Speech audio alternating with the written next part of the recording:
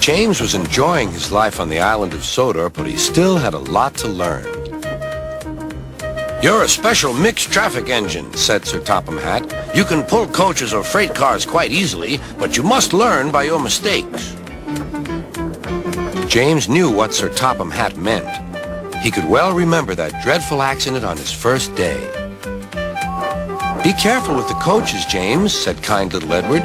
"They don't like being bumped." Everyone came to admire James. "I'm really a splendid engine," he thought, and suddenly let off steam. Whoosh! A shower of water fell on Sir Topham's nice new top hat. Just then the conductor blew his whistle, and James thought they had better go. Go on," he puffed to Edward. Don't push," replied Edward. The coaches were grumbling too. Don't go so fast. But James didn't listen.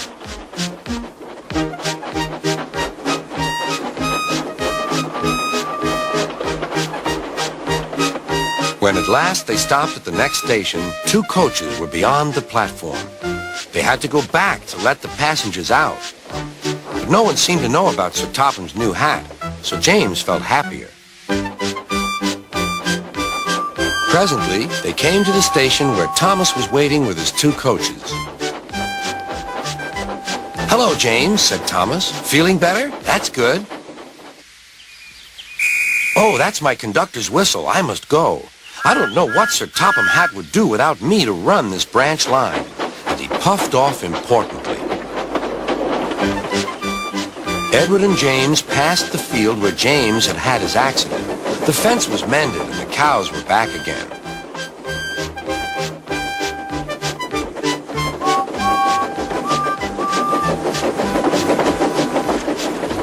They ended their journey and rested before setting off for home. James was still wondering what Sir Topham would have to say about his new hat.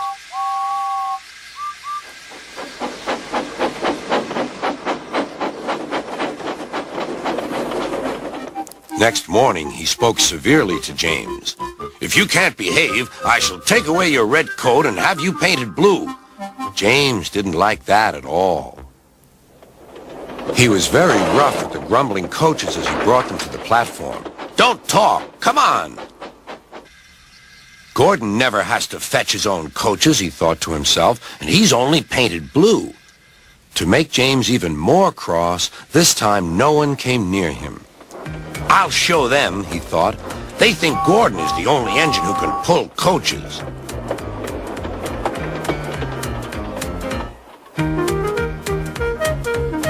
"Hurry, hurry, hurry," puffed James. You're going too fast, replied the coaches. James laughed and tried to go faster, but the coaches wouldn't let him. We're going to stop!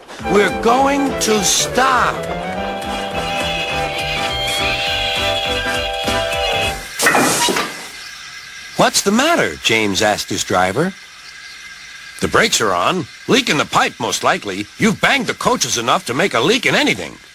"How shall we mend it?" said the conductor. "We'll do it with newspaper and a leather bootlace," replied the driver. "Well, where is the bootlace coming from?" asked the conductor. "Ask the passengers," said the driver.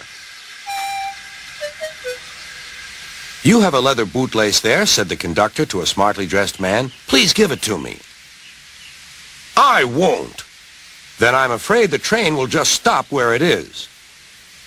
The passengers all said what a bad railway it was. Then they told the man how bad he was instead. Everyone was very cross. At last he handed his laces over. The driver tied a pad of newspaper tightly round the hole in the brake pipe, and James was able to pull the train.